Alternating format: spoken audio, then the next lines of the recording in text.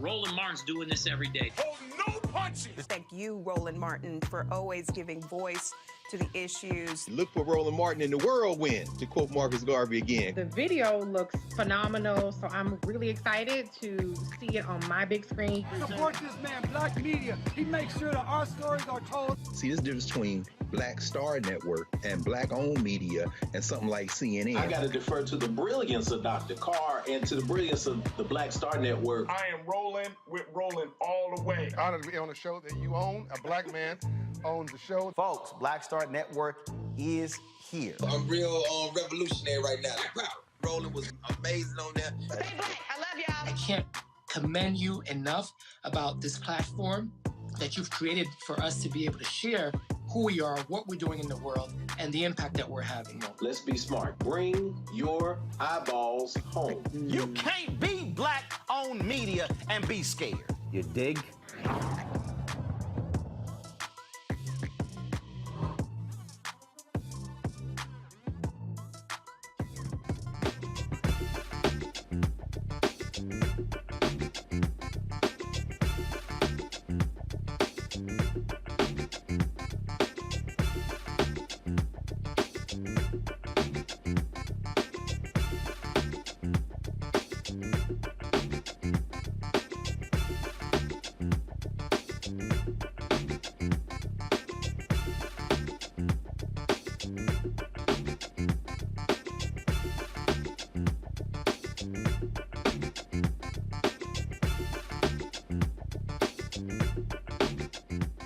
Today is Monday, June 6, 2022. Coming up on Roland Martin Unfiltered, streaming live on the Black Star Network. It is being called the deadliest weekend of mass shootings this year. 85 people wounded or killed in shootings from Friday to Sunday. Congress is now back in session. We talked with Congressman Hakeem Jeffries about gun safety, what legislation could go through the House and the Senate, and what could land on President Biden's desk to be signed. 4 Texas families gathered to say their final goodbyes to more Uvalde shooting victims. In New York, Governor Kathy Hochul has signed a comprehensive package to strengthen the state's gun laws immediately. Also, folks, in today's show in Memphis, the Tennessee City Council says that since Donald Trump has a history of not paying his security bills, they don't want the city to provide security for his upcoming rally. Makes sense to me.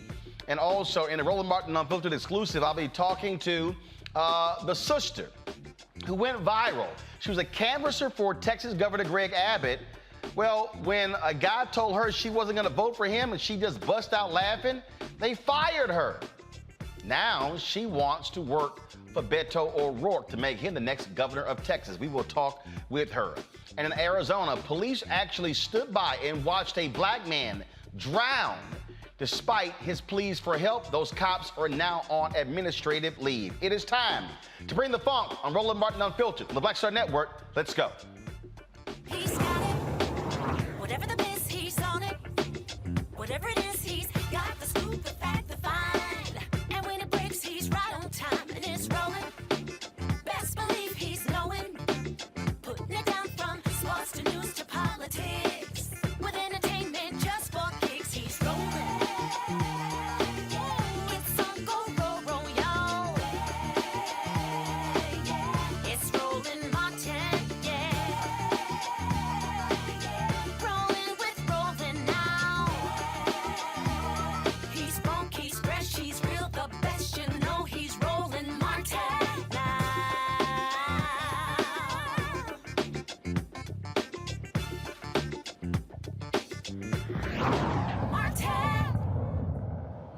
From Friday to Sunday, there were 13 mass shootings in the United States. Gun violence for archive. The victim tally for this past weekend had 16 killed and 69 injured in mass shootings across the country. However, 2 of the deadliest mass shootings from the weekend took place in Pennsylvania and Tennessee. In Philadelphia, 3 people were killed and 11 were injured when several shooters fired into a crowd in the city's popular South Street district. Hundreds of people were in the area when the shooting happened shortly before midnight late Saturday. Police say an officer fired at one of the shooters, but it's not clear if the suspect was hit. Today, Philadelphia Attorney General Larry Krasner, Philadelphia District Attorney Larry Krasner sent a clear message to lawmakers that they're not getting the job done when it comes to passing gun legislation.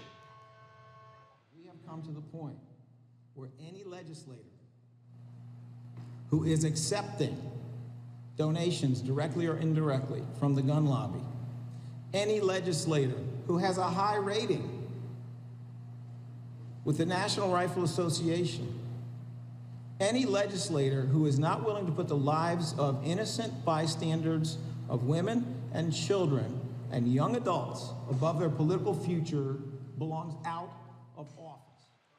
In Tennessee, 3 people were killed in a nightclub shooting early Sunday. That took place in Chattanooga. 14 were hurt. Some were hit by stray bullets and others by vehicles speeding away from the scene. Police believe multiple shooters were involved. No suspects are in custody. Authorities believe the shooting was an isolated incident targeting one or more of the victims. Now, according to the Gun Violence Archive, there have been 246 mass shootings this year. Now, today, more funerals took place in Uvalde, Texas, of course, where, folks are still reeling from that mass shooting where 19 children were killed, including 2 adults. 4 of those funerals took place when it came to students.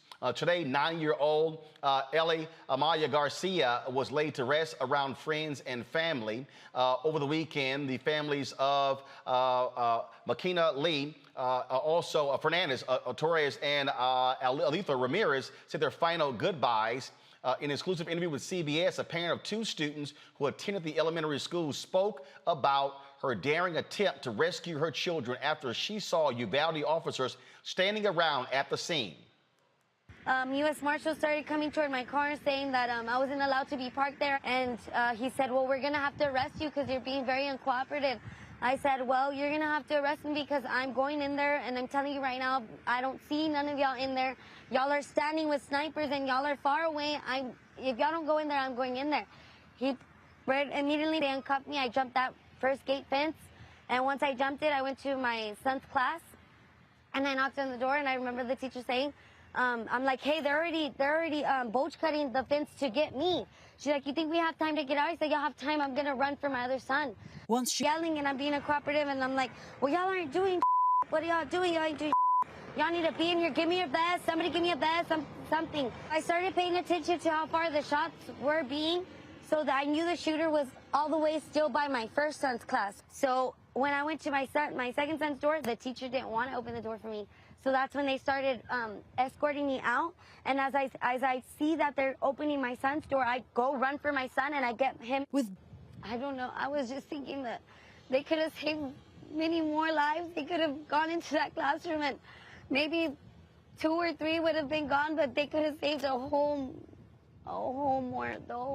class. They could have done something. Gone through the window, sniped them through the window. I mean, something, but nothing was being done. If anything, they were being more aggressive on us parents that were willing to go in there. And like I told one of the officers, I don't need you to protect me. Get away from me. I don't need your protection. If anything, I need you to go in there with me to go protect my kids. And if anything, they were being more aggressive on us. They were more pertaining on keeping us back than getting into that school.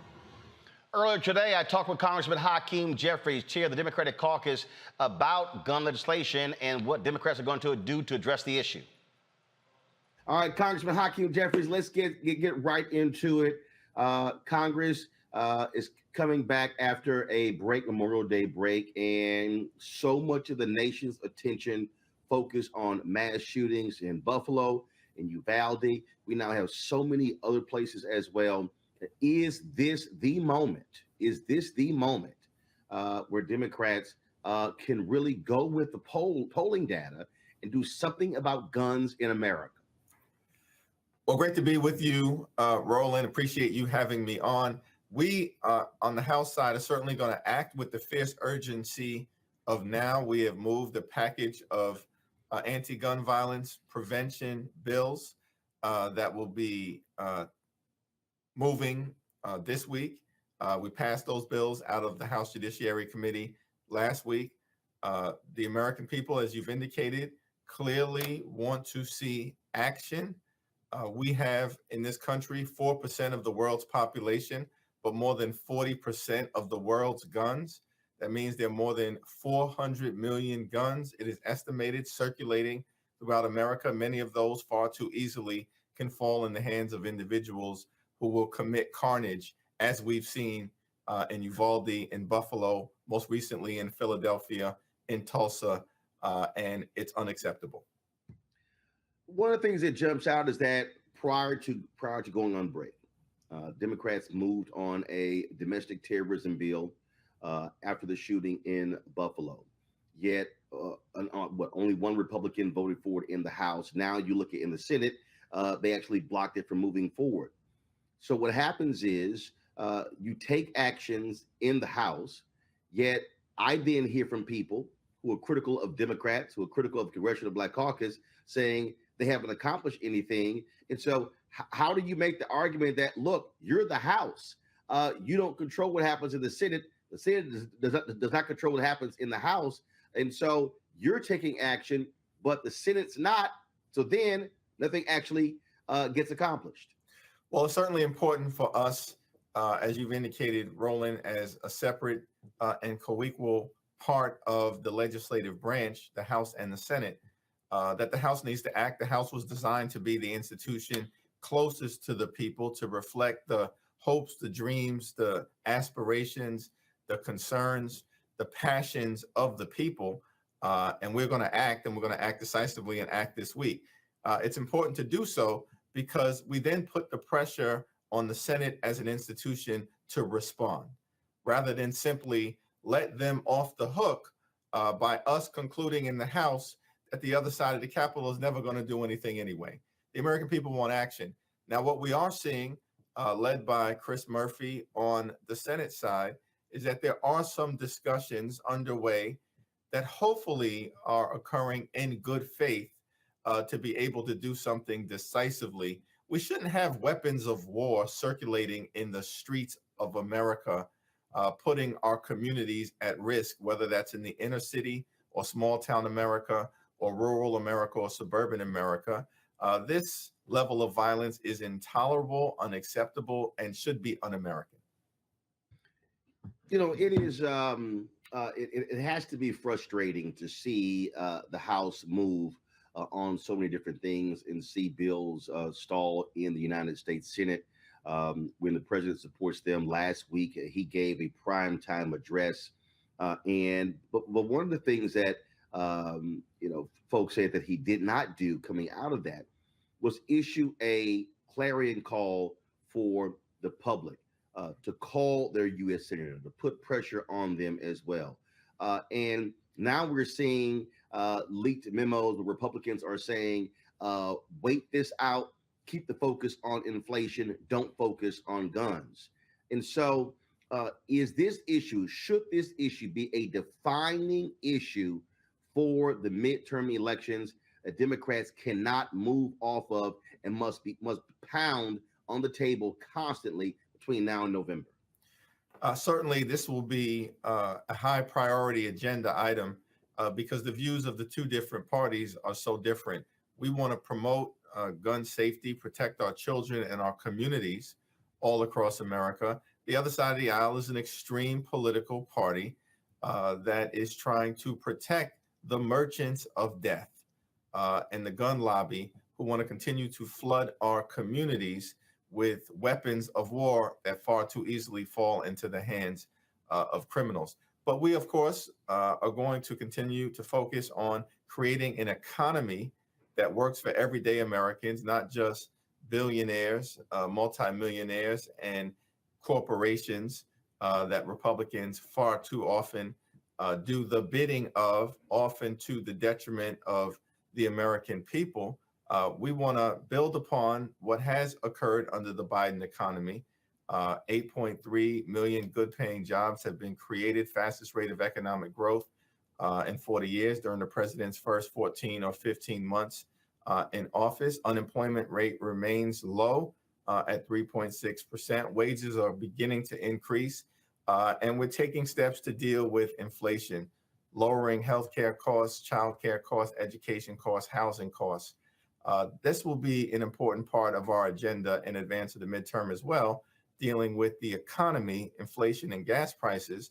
But we can't ignore gun safety measures that are critically important that the American people, as you pointed out, Roland, want to see in extraordinary numbers, Democrats, Republicans, independents, gun owners, and non-gun owners alike, as well as issues like the Supreme Court's likely attack on a woman's freedom to make her own health care decisions. Instead, the extreme Republican Party want to criminalize health care in America and unleash bounty hunters on women and doctors all across the land. This is extraordinary stuff, and there will be a clear contrast that we'll be able to draw as we approach the midterm elections. And on that particular point there, I mean, obviously you laid out a number of different things. Yet what we keep hearing from folks is that this is going to be extremely difficult. That Democrats are expected to lose the House, lose the Senate. I'm not necessarily sold on that, but there is a significant enthusiasm issue here. You do have significant enthusiasm on the Republican side. You do have these MAGA folks who are still upset that Donald Trump lost the election. You see what they're trying to do. What are you saying to other Democrats in leadership, in rank and file Democrats? What are you saying to party leaders and to the White House? What they're going to have to do to really get their supporters dialed in and get them to come out to the polls. If you look at polling data for the president, it is below 40% for African Americans, for young voters, for Latinos. It's down across the board. And so that has to be of concern to you and others. Certainly, midterm elections where one party has majorities in the House and the Senate and also has the presidency at the same time are traditionally challenging elections. And the American people, understandably, are dealing with a whole lot of stuff that President Biden had to inherit. You know, a once in a century public health crisis that has caused so much pain, suffering, and death. And so there's understandable COVID fatigue that people are experiencing. A sluggish economy that was on the brink of collapse. Thankful for the American Rescue Plan, where we were able to step in and turn the economy around, put shots in arms, money in pockets, kids back in school, and save a whole lot of folks from falling into a dangerous situation had we lapsed into another great recession. We passed that infrastructure agreement, which was incredibly important, and those jobs will start to flow all across the country. But we understand that the American people are dealing with high gas prices, as well as inflationary pressures that are an outgrowth in many instances of both the economy shutting down and now demand outpacing supply, as well as the fact that some companies are price gouging and taking advantage of this moment in order to make record profits. The oil and gas companies are doing this and not increasing the supply so that prices can come back into balance. We understand that all of this presents a challenging moment. And so what we have to do is both articulate our vision for building upon the progress that has been made in this country, but keeping it going, moving forward, and not allowing Republicans to turn back the clock and take us to a very different place. These are people in many instances, Roland, they want a feudal economy and they want a medieval society. And we want a modern day economy that respects the rights of others, the rights of women, the rights of communities of color, the rights of the LGBTQ community, and recognizes that our diversity is a strength, it's not a weakness. On that particular point, when you talk about price gouging, it is interesting to watch Republicans complain about high gas prices, yet when Congress moved on a bill to target companies that price gouged when it came to gasoline, they didn't vote for it. That's exactly right. They continue to try to talk a good game in terms of the economy. They don't want to do anything about it. In fact, many of these people, as President Biden, I think, has suggested recently, are rooting against America. They're rooting against the economy. They want chaos and confusion, because the only thing that my colleagues on the other side of the aisle in most instances are concerned about is power. And then what do they do with power? Well, we know what they're likely to do in the future based on what they've done in the past. Their signature legislative accomplishment under the previous presidency was the GOP tax scam, where 83% of the benefits went to the wealthiest 1%, stuck the rest of us with $2 trillion worth of additional debt simply to subsidize the lifestyles of the rich and shameless. That's what they did. We passed the American Rescue Plan. We issued direct payment survival checks, enhanced unemployment benefits, provided resources so we could deal with food insecurity, help people stay in their homes, avoid massive evictions and foreclosures, and are building upon that progress to create an economy that works for everyone. So, Roland, we're going to have to draw the contrast. We don't just talk the talk, we walk the walk. And we're going to continue to advance the ball for everyday Americans as we move forward. Let's talk All about. right, folks, we're going to have more of my interview with Congressman Hakeem Jeffries later in the show. Introduce my panel, Dr. Julianne Malveaux. She's the Dean of College of Ethnic Studies, California State University, Los Angeles. Dr. Amakongo Dibinga, Professorial Lecturer, School of International Service, American University. Reverend Jeff Carr, founder of the Infinity Fellowship in Nashville. Glad to have all three of you here. Amakongo, I'll start with you, and that is this. If you are Democrats, you keep the focus exactly where it is. The nation is pissed off. Look at the polling data. It's all there as well. You don't move from this. Republican memos, as I asked Congress, the memos have actually leaked, or the Republicans are saying, do not just run the clock out. Don't focus on guns. Talk about everything else. This is between this and when the Supreme Court likely is going to issue its decision when it comes to Roe v. Wade. Those, frankly, should be the two dominant issues for Democrats between now and November.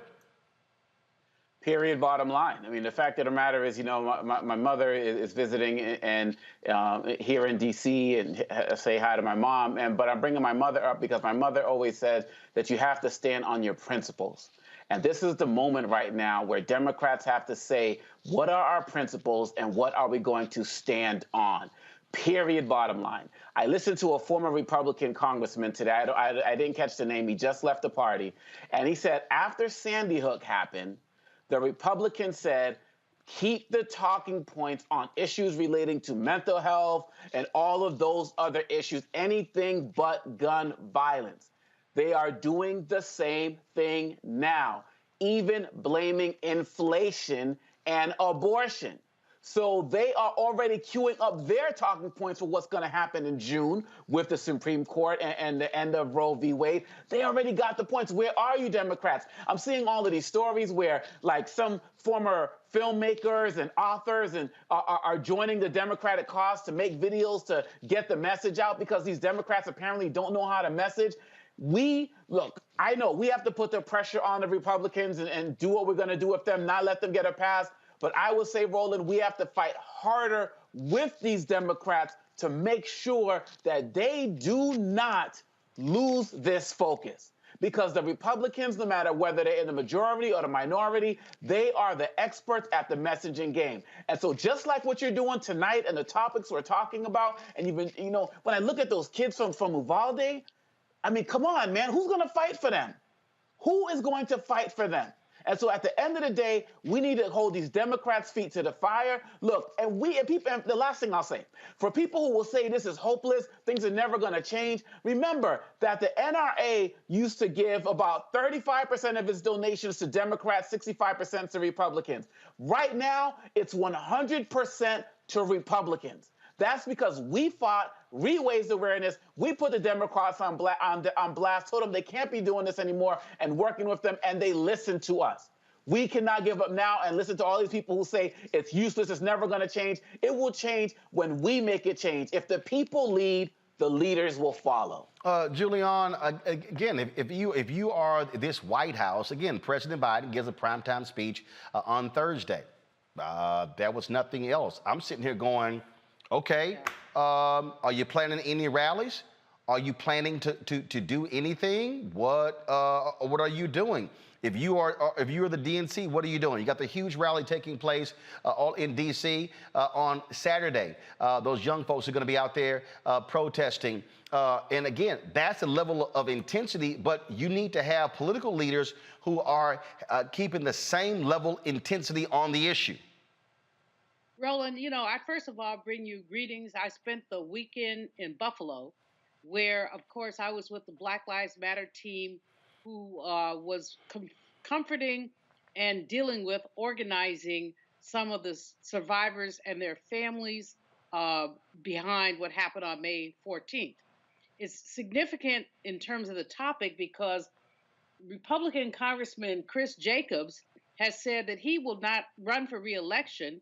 The Republicans have turned on him because he had a statement about gun control. And he's a coward. He's a flat coward because what he said is, I didn't want to have an intra-party fight. I'm like, what the hell else should be fighting on? He's a coward. At least go, if you're going to lose, go down fighting for convictions. No, he punked out, was like, oh, I'm not going to run.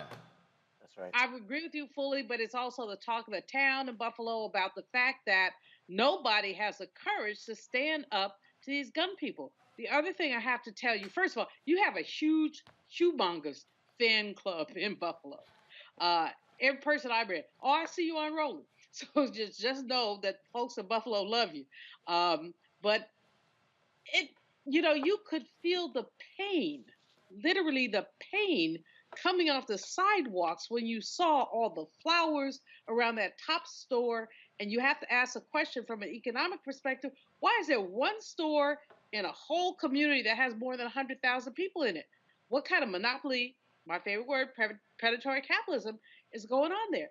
But beyond that, we have to really push these people to the limit. This is so ridiculous, Roland. You know it, I know it, Jeff knows it, Omakongo knows it. This is absurdity. We are seeing children killed because, and then okay, I've tried not to curse. They had me preaching yesterday, so every time I preach, for 48 more hours, I try not to curse.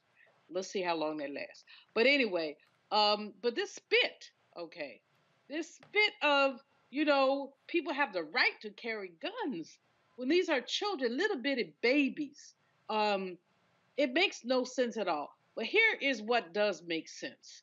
It makes sense for people, and that's why Reverend Barber will be in D.C. on June 18th.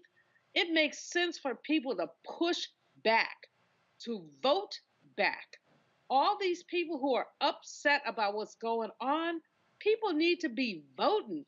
Get these suckers, and that's the nicest thing I can say, get them out of office. What we know is that the stuff that's on the table right now is weak, is limp. What we need, who needs assault rifles in the city? And there have been people who've talked about how they went and bought one, and it says for military use only. So why are they in the cities? And so I'm borderline hysterical because I still haven't come down from Buffalo, and just from what I saw, and what I saw was pain. There's just a lot of pain. It's in Buffalo, it's in Uvalde, Texas. Now it's in Philly. And this pain is pain that has been basically engineered by our government, who refuses to take the right steps to get these guns out of people's hands. Period. In the conversation. Jeff, again, you have to have, it has to be a constant state of pressure. It has to be constant, has to be consistent.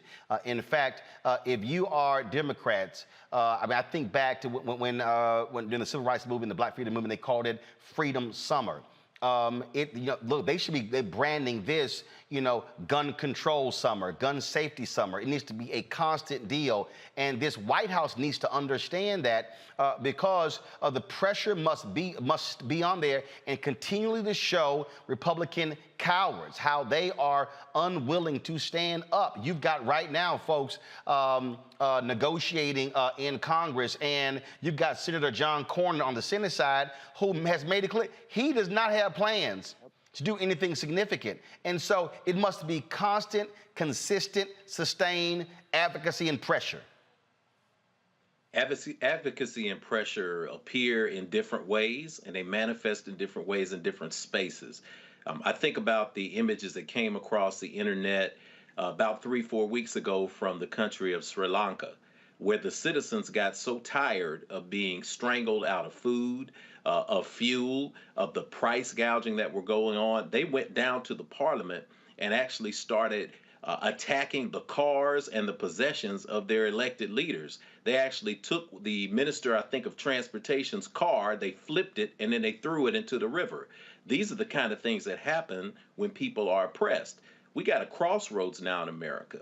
If this kind of behavior continues from our government, don't be surprised if people do that. Now, if you're sitting at home and you're saying, I'm not going to get out of my house and go down to my local Metro Council building or go up to Washington and start flipping cars into the river, then the question is, what will you do?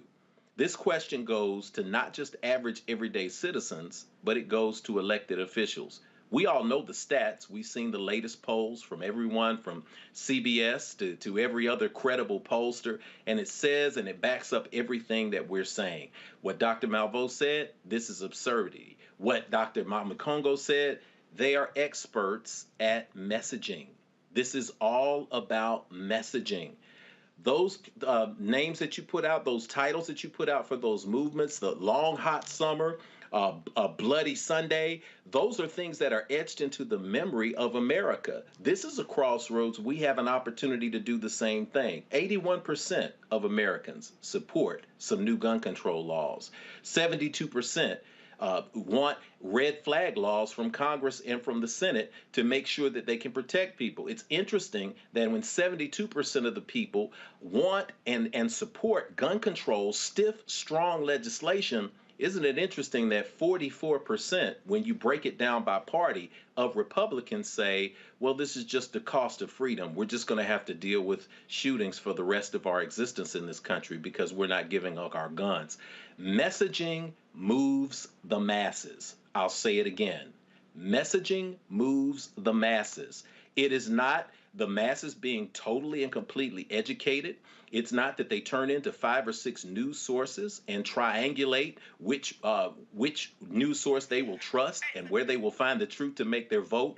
It is all about messaging. The Republican Party now understands this because of the great messaging that the Democratic Party had during the Civil Rights Movement, during the 70s up until the 80s. When Reagan got in place, he understood the power of messaging. He could stand in front of a teleprompter, in front of a camera, and he could tell you a lie that was so sweet you actually believed he was an angel while he stuck it to you.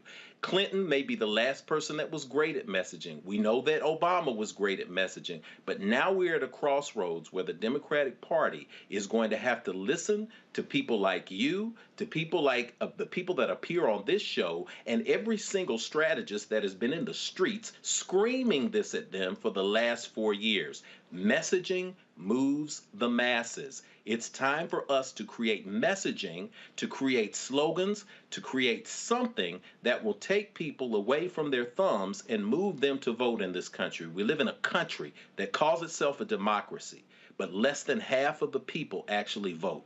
So we're not talking about being unrealistic when we say that voting matters.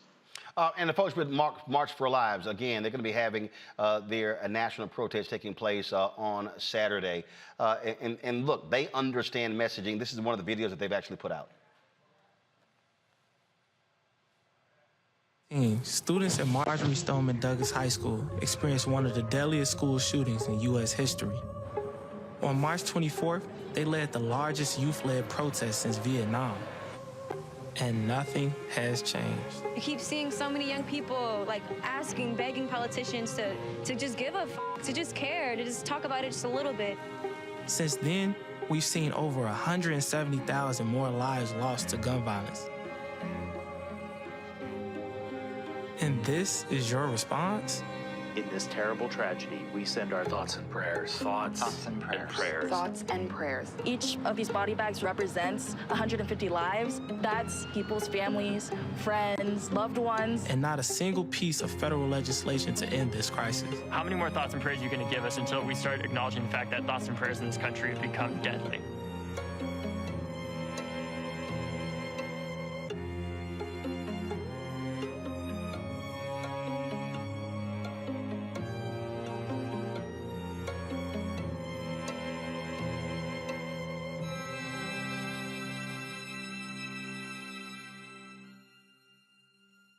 That's the kind of thing that we should be seeing. That's the sort of messaging that should be taking place.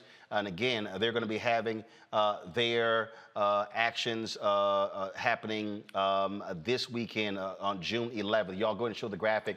Again, the march taking place in Washington, a March for Our Lives. The young folks are actually, leading this particular effort, and so we hope they have massive turnout here in the nation's capital for that particular event. Got to go to a break, folks. When we come back, we're going to talk about what's happening in Memphis. Donald Trump plans to have a rally there, but folks in Memphis are like, we ain't trying to pay for security. Why? Because Trump keeps stiffing cities all across the country when it comes to security bills. We'll talk to a member of the Memphis City Council who says we should not be paying any security for somebody who won't pay their bills. You're watching Roland Martin Unfiltered on the Black Star Network. Also, folks, at the top of the hour, y'all saw the video that went viral. Black woman in Texas who was canvassing for Texas Governor Greg Abbott knocks on the guy's door. He says he nowhere in hell is going to vote for Abbott. She busts out laughing. Well, she got fired by the Abbott campaign. We have an exclusive interview with her first interview since she got fired, right here on Roland Martin Unfiltered at the top of the hour. You want to stick around for that. Folks, support us in what we do. If you're watching on Facebook and YouTube, hit the like button, hit the share button right now. We should be hitting more than 1,000 likes. Also, download the Black Star Network app, Apple phone, Android phone, Apple TV, Android TV, Roku, Amazon Fire TV, Xbox One, Samsung Smart TV, and of course, you can also support our Bring the Funk fan club. With every dollar you give goes to support this show. See and check out money orders to P.O. Box 57196, Washington, D.C. 20037-0196. Cash App is $RM Unfiltered. PayPal is R Martin Unfiltered. Venmo is RM Unfiltered. Zelle is Roland at RolandSMartin.com. Roland at RolandMartinUnfiltered.com. We'll be right back.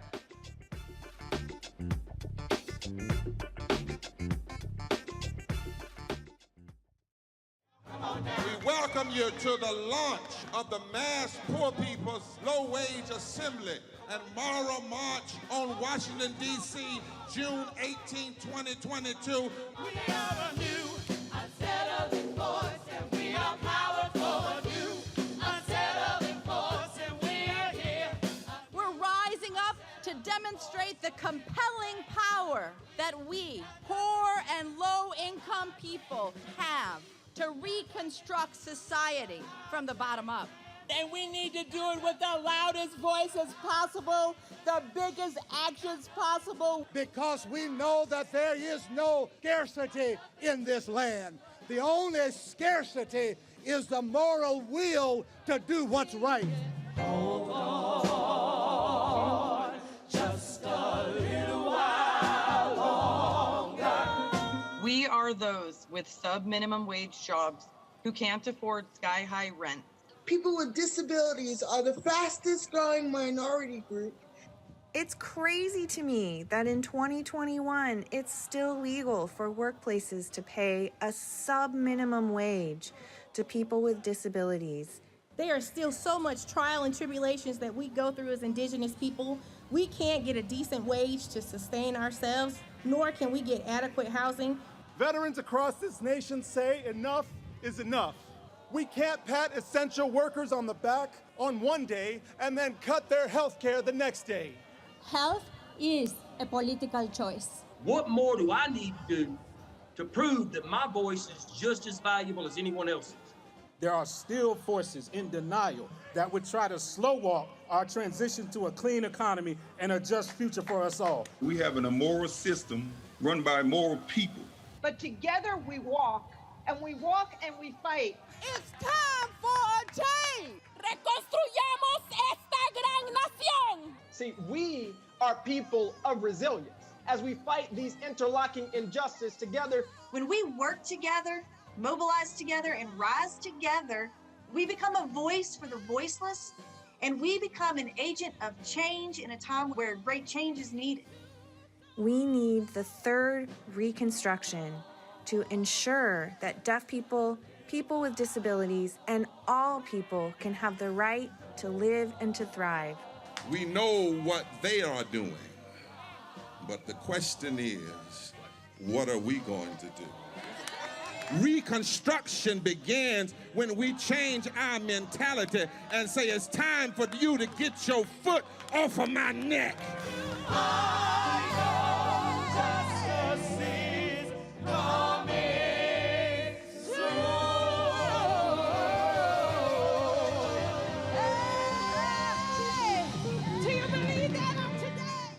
My name is Charlie Wilson. Hi, I'm Sally Richardson Whitfield. And I'm Dodger Whitfield. Hey everybody, this is your man Fred Hammond, and you're watching Roland Martin, my man, Unfiltered.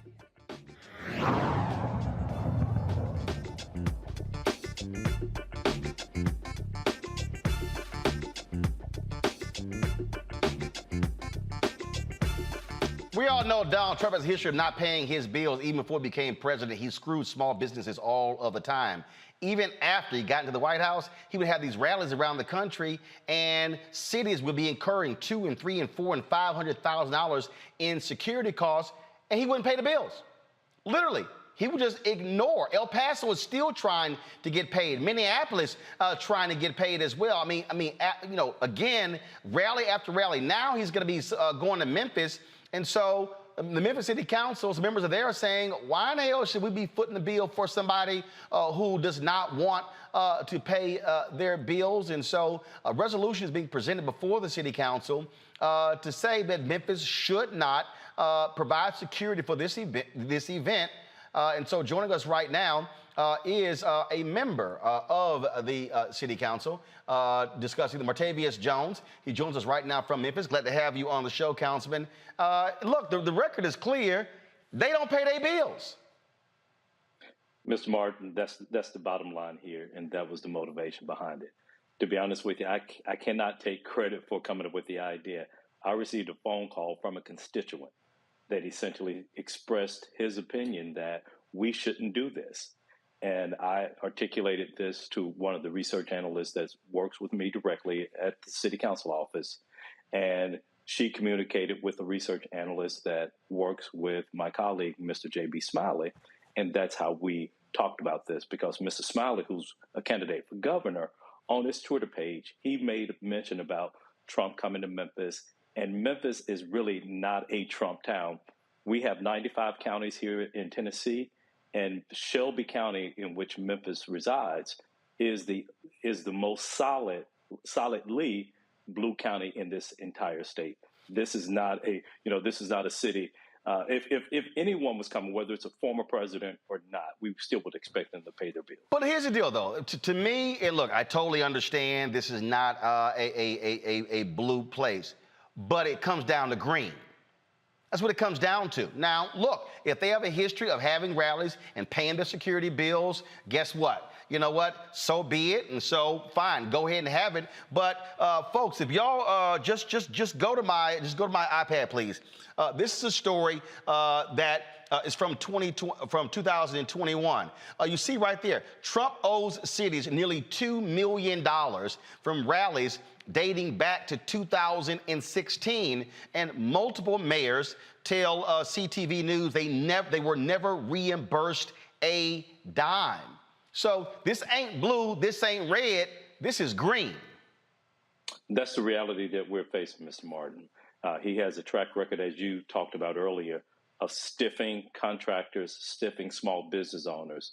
And the people that I represent in Memphis, they work entirely too hard for us to be frivolously providing security to a person who clearly does not pay their obligation and who is on the record in numerous cities of not paying for the security that's been provided. And look at the numbers. Wildwood, New Jersey, $32,000. Albuquerque, New Mexico, $211,175 for rally dating back to 2019. Spokane, Washington, $65,124 from 2016. I mean, it goes Mesa, Arizona, okay, $64,000. I mean, you sit here and you go on and look at these numbers. Burlington, $8,464. That's going back to 2000. I mean, come on. I mean, the numbers are just staggering, and they really are like, yeah, okay, whatever. Well, one of the things I would point out, too, he actually isn't coming to Memphis. Memphis sits in the southwest corner of Tennessee, and we border Arkansas and we border Mississippi. So he's appearing in DeSoto County, Mississippi. But from a transportation standpoint, he will have to land at Memphis International Airport. And so what's been contemplated here is the security detail that would perhaps escort him from the Memphis International Airport to the Mississippi state line.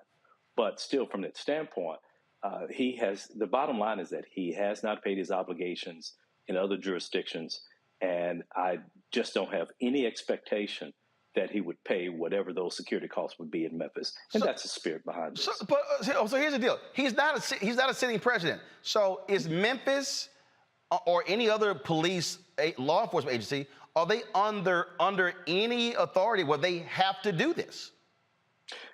From what I've been told and what I've read, Mr. Martin, this is more so a courtesy type of gesture.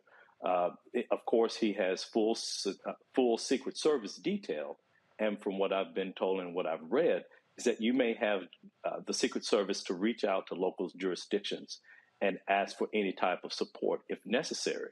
And so what we're doing, Mr. Smiley and I hope we have the support of my colleagues on the council, we are preemptively saying, based upon his track record, if that call is made to Memphis Police Department to provide any semblance of that we refuse to do so unless we are paid upfront for those charges. And so this resolution, again, if the city council votes this way, the police department can't just make their own decision. And let's say there are some Memphis police officers who say, well, we like the guy, we'll do it free of charge. Are y'all also going to say you can't use Memphis city equipment? That would be the spirit of that. If they choose to do so, using their own vehicles, doing their off-duty time to provide security, I think we really have no purview over that. But the main crux behind this is looking at the resources that were paid by the citizens of the city of Memphis to provide escort to someone who's actually having a convening in a totally different jurisdiction in a totally different state. So look, makes sense to me. When do you think the council is going to vote on this? We meet tomorrow, so I'm looking forward to a robust discussion, and I'm hopeful that my council colleagues, at least a majority, will agree with this. All right, Councilman Montavious Jones, we appreciate it. Thanks a lot. Thank you for having me. Have a good evening. All right, Jeff, makes sense to me. It makes a lot of sense to me. It makes a lot of sense to everybody, Roland.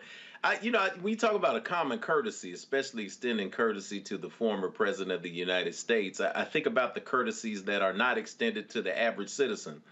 Don't pay your credit card bill and see if they will extend you the courtesy of giving you another credit card.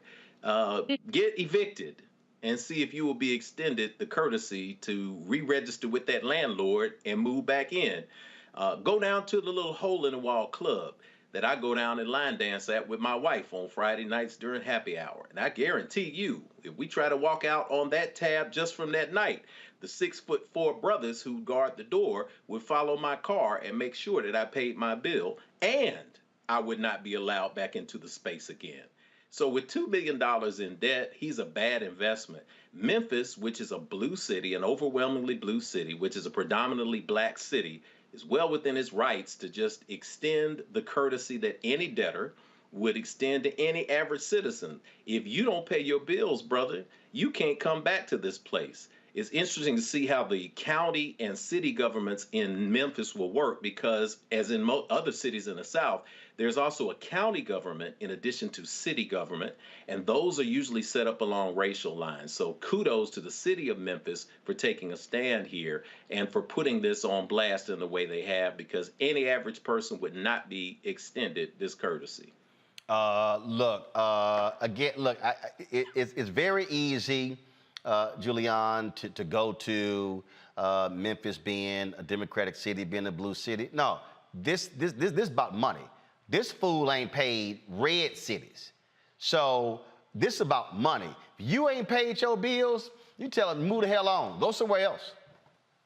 More than that, the average taxpayer is picking up the tab for this soft law who does not pay his bills. This is a combination of arrogance and caucasity that Mr. Trump has exhibited throughout his public life. He doesn't pay his contractors. He doesn't pay his workers. I mean, he doesn't pay his prostitutes. He doesn't pay anybody. And he thinks he can get away with it. And his chickens have been coming home to roost. So, I mean, he has security. Let his security take care of him. But the citizens of Memphis certainly should not, nor should the citizens of Tennessee, whether they're red or blue. The fact is that this man steals. He steals just like a shoplifter in a convenience store. He steals because he can and because no one is checking him. And so I applaud the brother you had on earlier, the brother from the city council who said, nah, we ain't doing this. And there should be more who say we ain't doing this because he owes so many people. But his life is owing. I mean, he's been owing since he was born. And so what we need to know and understand about this rancid man is that he is arrogant and he simmers in the caucasity, the whiteness of I don't have to pay. Hell no. That is, look, I'm a Congo. I'm like, man, move the hell on. Move the hell on. I ain't got no, and then I saw some story where they were like, we pay our obligations. No, you don't. No, you don't. And so I'm with Memphis. Send the money in advance. Send the money in advance. PayPal, Venmo, Cash App, however you want it. The direct deposit, I don't care. Send the money in advance. Most definitely, man. I remember a story when he was running in 2016, and there was a father who had like his daughter in like a little dance troupe or something, and they performed at one of his events, and they didn't get paid. I mean, the guy is a hustler, period, bottom line. And we talk about the money that these cities are trying to get back from him, but these cities are expending more money in courts and other legal battles just trying to recoup the money that's already owed. So it's like a continual process of screwing these places over. And what the councilman was talking about relating to law enforcement, if law enforcement people haven't realized by now that this man and this Republican Party, from the insurrection to everything else, they don't give a damn about law enforcement in any way, shape, or form. If they don't get that by now and are still going to offer him some form of protection, they should lose their jobs. I mean, because they are never going to get it. These guys don't care anything about law and order. This guy doesn't care anything about paying his debts. And as far as I'm concerned, he need to do something like Uber or something to get through Memphis because, you got to have the card attached and that money got to go through before they even pick you up. So that's how I see it. Hey, I say go ahead and cue that ideal song. Get the hell on, get gone. Yes, sir. To me, that's what you cue. All right, y'all, got to go to a break. We come back, we'll talk about some Arizona cops on leave. They stood around and watched a black man drown and said, we ain't going in to save you, causing outrage all across the country. Also, a black woman was a canvasser for Texas Governor Greg Abbott. Well, she was going door to door. Well, she went to one door, and this guy answered the door, and he was like, hell no, I ain't voting for him. And she just bust out laughing. Well, the guy put the video out. It went viral. They fired her. Now, she wants to work for Beto O'Rourke, who's running for governor of Texas on the Democratic side. We'll talk to her in an exclusive interview right here on Roland Martin Unfiltered on the Black Star Network.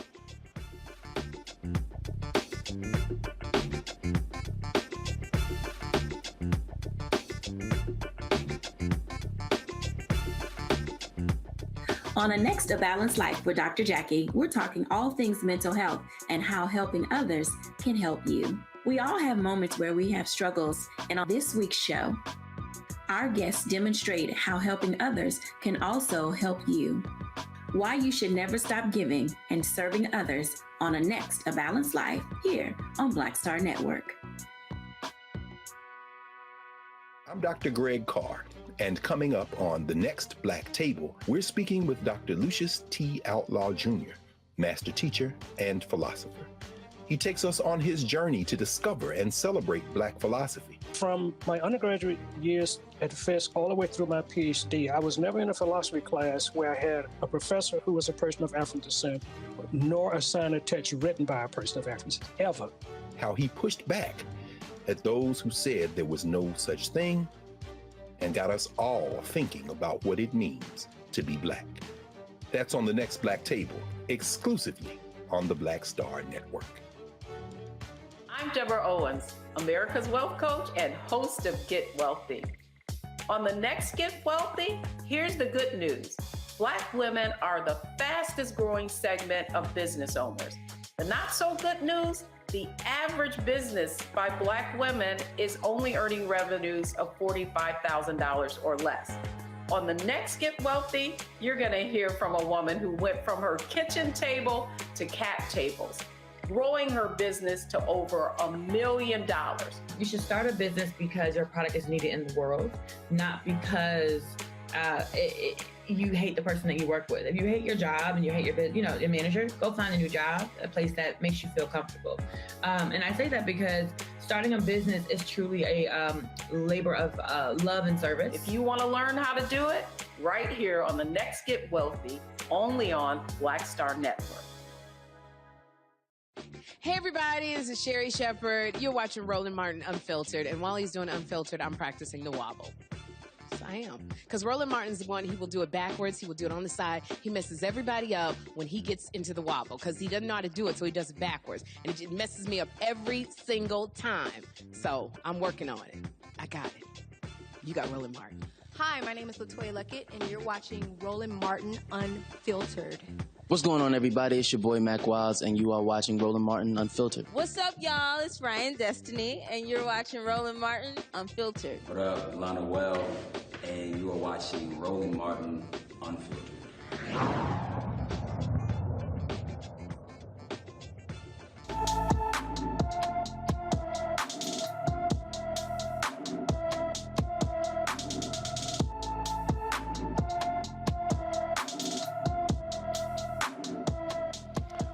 Police in East Point, Georgia want help finding 38-year-old Byron J. Roden. On June 2nd, he was last seen on a MARTA bus in Atlanta wearing a multicolored polo shirt, khaki shorts, and multicolored Versace gym shoes.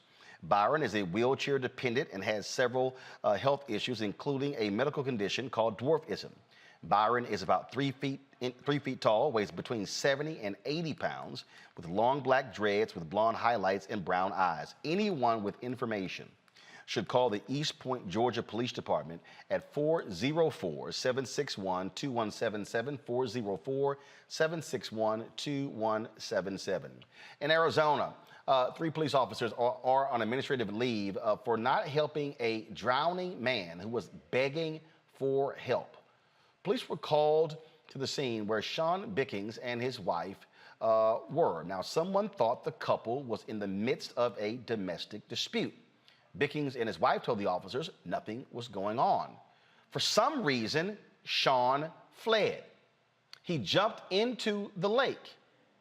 While swimming, he began going under and pleading for help.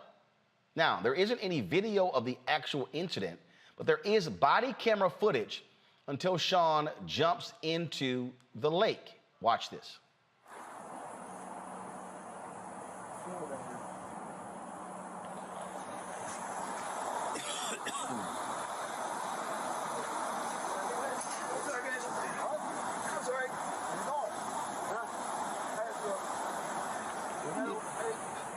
What are you doing, my friend? Huh?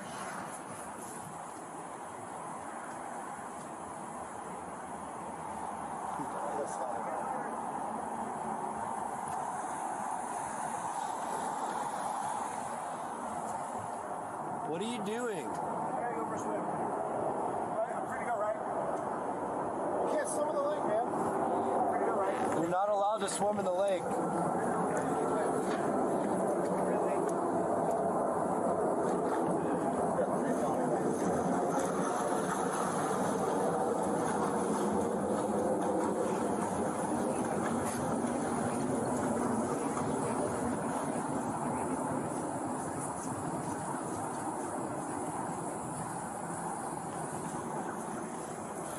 How far do you think he's going to be able to swim?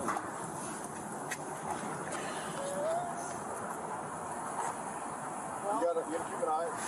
Yeah. Well, you guys got to stay here in case he gets out. I'll get that to get here with the boat. All right.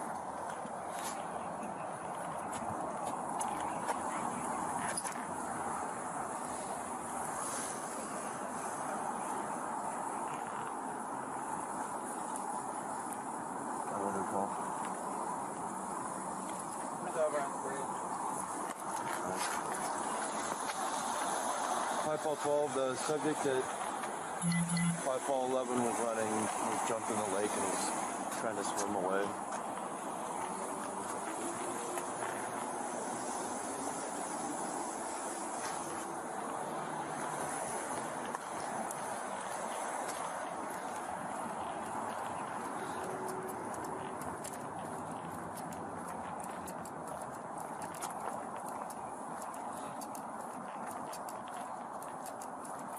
Pretty sure there's like turbines at the base of the dam that can suck it into Got it.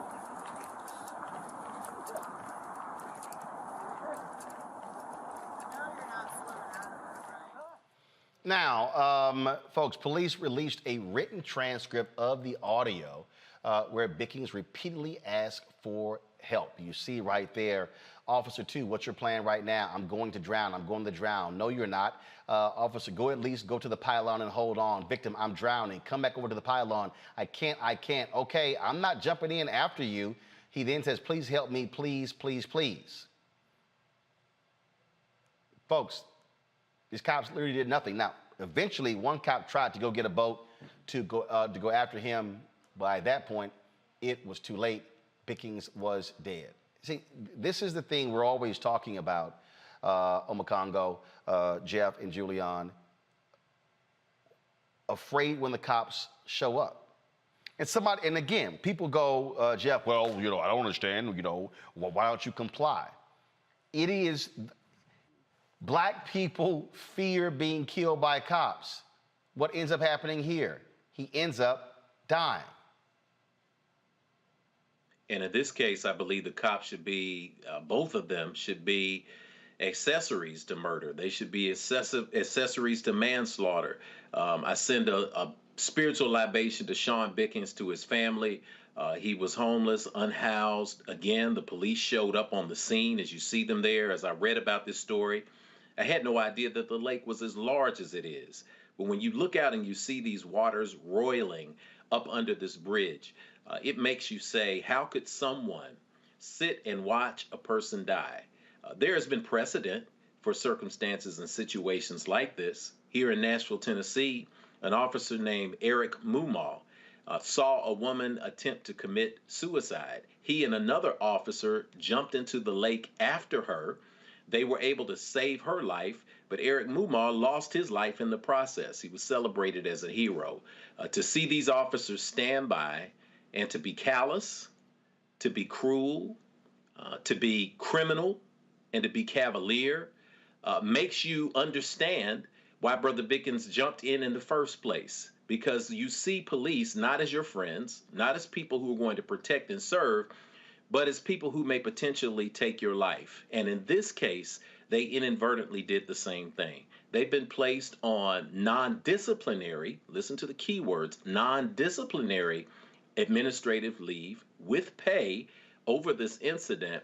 But if we're going to see justice here, then the city there in Arizona needs to say clearly to these officers who stood by and watched this man drown, we are not going to save you, and we are not going to jump in after you. You will be punished. It is just, certainly it is sad, Julian, that this man is dead. And, I mean, cops didn't try to go get a rope, didn't try to do anything. It's not, I mean, and the other question, do the officers have a life jacket or something in their car? Do they even attempt to go there, toss it to them? No, we ain't coming in after you, whatever. This is a wanton indifference to human life, a wanton indifference to black life. One has to wonder if this was a white man jumping in the river, what they would have done. That's just a casual speculation. The greatest speculation is just what Reverend Jeff has said. These folks were accessories to murder or manslaughter. They stood by and talked smack to the man. I'm not coming in after you. Come on now. And what we also know is that the presence of so-called law enforcement officers for many black people, and especially many black men who follow the news, are afraid that an officer will shoot them or jack them up or do something to them. This is absurd. I'm almost speechless at the implications of this, but the bottom line is this. They should not be working. They should not draw another paycheck, and potentially they should be incarcerated for their role in this man's untimely death. Congo. You know, as I was reading the story, I was waiting to see something to the effect of, well, when they started looking up his background, they found that he was like wanted for murder or something like that. And you know that's not the case, because they would have put that story out as a reason why this man tried to flee. And so we're going off what Reverend Jeff said. If he was homeless, dealing with some issue of mental illness, possibly. They talk so much about wanting to do things to support people in the mental health community. Maybe he needed that type of assistance. I also read that as his wife was going hysterical watching him die, they threatened to arrest her. So you see a situation where they roll up on a couple. If the couple says they're fine, they should have left. And it should have never been a story. But we see situations where police may intervene in particular things and it ends up being escalated. And in too many instances, we end up losing our lives. And yes, this is not a situation where somebody is unarmed and being shot, but kind of going off of what Reverend Jeff was saying, their consequences are just the same. People are just comfortable watching Black life be wasted away, and they just don't care. Whatever reason this man went over, these men, I don't know if there was a female officer there as well, their job is to serve and protect, and they let this man down. I don't know who called based on what they saw, but once they said there was no problem, they should have just left about their business as opposed to looking for outstanding warrants and all of this other type of nonsense. And we've lost another Black life because of it. Indeed, indeed. All Hey, right. Roland, Yep. can I interject something real quick to this? Because this is important. One of the things that Omi Congo just mentioned, and it goes in the line with what we've been saying, is clear. The couple said there is no problem. Issue is over. The officers took it upon themselves to ask for their ID and try to run their IDs to see if there were outstanding warrants. That is the inciting incident. Let me tell you something else. If you put that video back up that we've been watching, I don't know if you can get to it quickly, but I'll tell you what happened to me when I was, and it was the other one I think that showed the officers with the brother on the front edge, but I was canoeing down the Harpeth River. And one thing that you learn to do when you're on the Harpeth River is you put your stuff that's valuable in a cooler. Why? Because a cooler floats. If you look at that shot from the other angle, to the left of the officer, when they're showing the brother sitting on the bench, there is a blue cooler next to a crutch that obviously belonged to that couple. If you see that right there to the left, that is a cooler. A cooler is also a flotation device. If any of y'all been to the country and hung out with some good old boys, you can throw that joker in the river and it'll float. The simple act of reaching to his right and throwing it over there into the water could have potentially saved his life. You didn't have to go to your car and get a rope. You could have thrown him the cooler. What it says is, I am not willing to throw you a life raft. I'm not willing to assist you with something that even belongs to you. I am willing to watch another human being perish. And that's the irony in all of this. It is. All right, folks, going to go to break. We come back. Exclusive interview with a sister out of Texas who was a canvasser for Texas Governor Greg Abbott, doing her job, and guys responded, you know, when she knocked on his door, and she just naturally bust out laughing. Well, the humorless Abbott campaign fired her. She launched a GoFundMe page, joined Twitter because the video went viral. And we have an exclusive interview with her next, right here on Roland Martin Unfiltered. YouTube, hit the like button. Facebook, hit the like button and the share button. Folks, download the Black Star Network app, Apple phone, Apple TV, Android TV, Roku, Amazon Fire TV, Xbox One, Samsung Smart TV. Also, join our Bring the Funk fan club, where you can, of course, support us in what we do. P.O. Box 57196, Washington, D.C. 20037-0196. See your checks and money orders. Of course, you can also support us via Cash App, $RM Unfiltered. PayPal is R Martin Unfiltered. Venmo is RM Unfiltered. Zelle is Roland at RolandSMartin.com. Roland at RolandMartinUnfiltered.com. We'll be right back.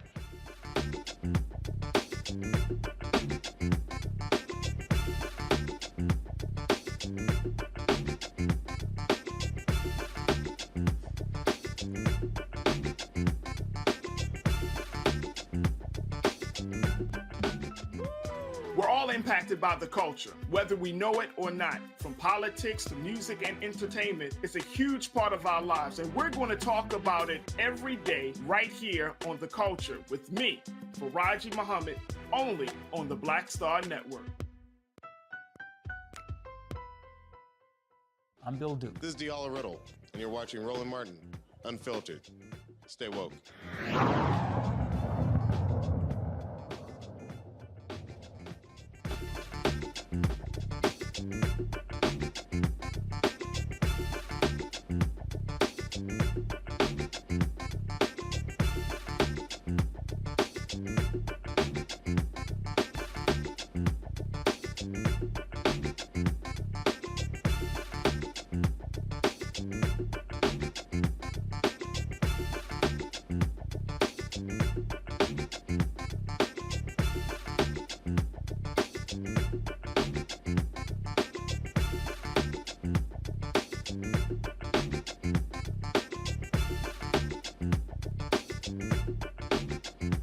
Folks, this video went viral over the weekend, so this sister in the video was out and about canvassing for Texas Governor Greg Abbott. Paid job, I believe it was $22 an hour, I think so. And so she was out and about, you know, knocking on doors, and went to this house, and this guy's, I guess, Ring camera recorded her coming up, and this is what it recorded, and this is what went viral.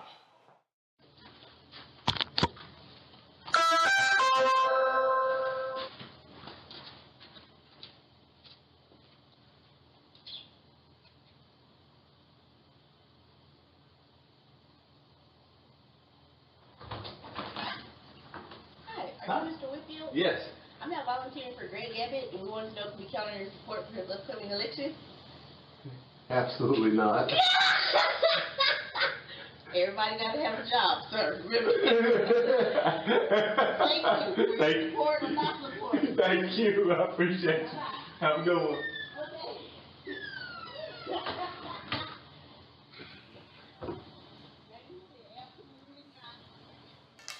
All right, y'all. So Monique Dawson was just doing her job, and she just bust out laughing.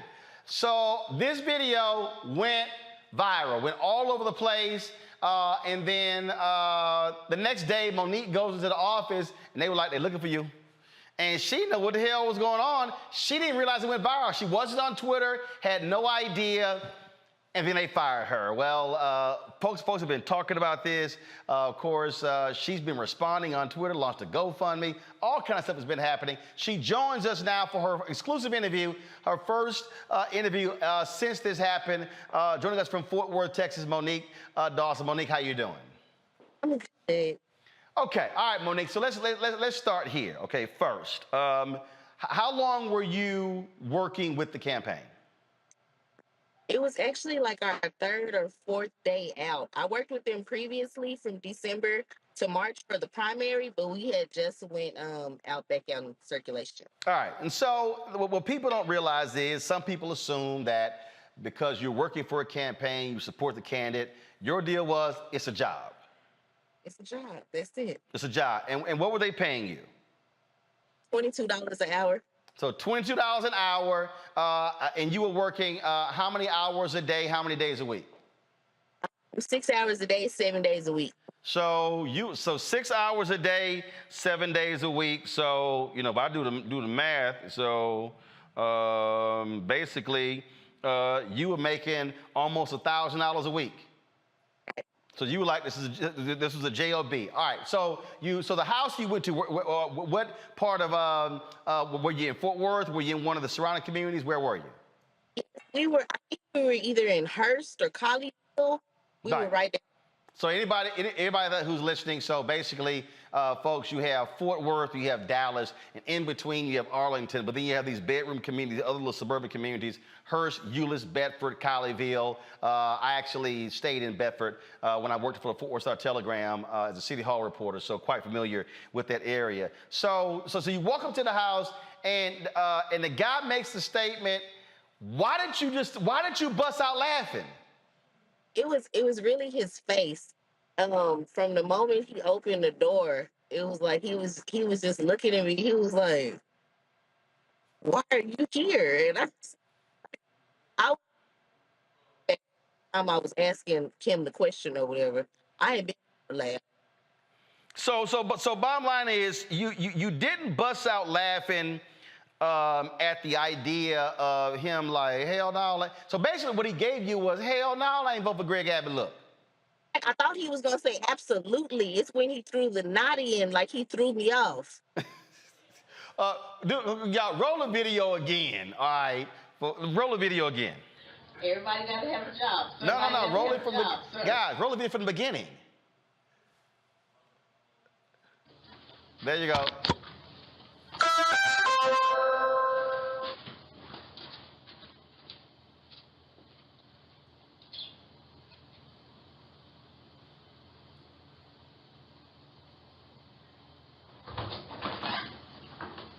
Are you Mr. Whitfield? Yes. I'm not volunteering for Greg Abbott, and we wanted to know if we count on your support for his upcoming election. Absolutely not. Everybody got to have a job, sir. Remember? Thank you. Thank you. Support or not support. Thank you. I appreciate you. Have a good one. So you were like, look, everybody can have a job, you know, support whether or not you didn't diss Greg Abbott, anything along those lines. All right, so what happened the next day?